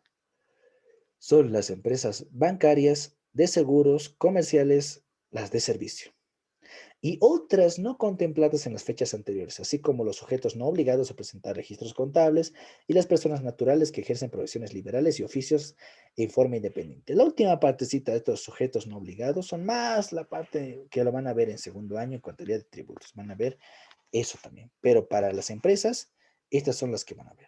Bancarias o entidades financieras, de seguros, comerciales y de servicios, y otras que no están contempladas, ¿no? Las empresas gubernamentales, ¿no? Las empresas estratégicas como Mi Teleférico cierran sus estados financieros al 31 de diciembre. Las alcaldías también igual cierran a esta fecha. Entonces, de esa manera se especifica. Ahora, ¿qué diferencia hay entre el periodo contable? En el periodo fiscal habíamos dicho que se respeta el principio del ejercicio de 12 meses, sobre todo el de 12 meses. Por eso es que tienen esos operatorios. Pero ¿qué pasa con el periodo contable? El periodo contable tampoco es tan distinto, pero tiene una particularidad. Y nos dice, ¿no? Que se entiende a que el ciclo contable o periodicidad de la generación de información en la cual se está realizando, o que la contabilidad procesa desde el registro de transacciones hasta proporcionar información financiera mediante los estados financieros, es decir, todo el ciclo contable que hemos mencionado, se va a realizar mediante políticas de cada empresa. Es decir, cada empresa puede decidir qué política tomar para su toma de decisiones. Si necesita información mensual, pues seguramente va a preparar estados financieros mensuales, pero seguramente solo va a ser para usuarios internos, para tomar decisiones. Luego puede hacerse de periodos trimestrales también, periodos semestrales también. Y el periodo que es común y que normalmente se maneja es el anual. Pero puede haber organismos reguladores, fiscalizadores que te pidan, ¿no? Puede haber, en este caso, el mercado de valores, ¿no? O la Bolsa Boliviana de Valores, que también puede pedirte, ¿no? Información intermedia, puede ser ahí trimestral, semestral. No hay mucho, pero suponiendo que quisieran, se puede preparar, ¿no? Entonces aquí, pues mucho depende de qué políticas tomen en cuenta para la mejor toma de decisiones. Es lo que se quiere, ¿no? Entonces aquí se limita, ¿no? Pero ojo, cuando hablemos de, en este caso, de que esa información tiene que ser de propósito general, estamos hablando de periodos anuales. Pero no se limita a solo eso. Pueden ser periodos intermedios, como lo vemos acá, pero tomando en cuenta que también estos tienen que reflejar que un principio que habíamos hablado del ejercicio, que nos indican que su objetivo es el que sean comparables, sí o sí comparables. Ya, entonces de esa manera es como hemos visto cómo va a ser su ciclo contable, el cual estamos manejando, es lo que vamos a realizar y es lo que estamos haciendo. Esto ya es más de registro de transacciones, más de tener de libros, simplemente pasos a seguir. Lo difícil está en comprender los conceptos base. De ahí ya no va a ser complicado. Vamos a hacer todo como se tiene que hacer. Entonces, con eso, hasta el día de hoy, vamos a terminar la sesión número 3. Muchas gracias a todos por su atención. Vamos a continuar el día lunes, ya viendo algunas cositas más que necesitamos teóricas y ya vamos a iniciar con la parte práctica. Si tienen dudas o consultas, me la pueden hacer saber y vamos a con eso terminar. ¿Hay alguna duda, alguna consulta? De esta manera estamos finalizando, en este caso, la sesión número 3 y voy a dejar de grabar. Muchas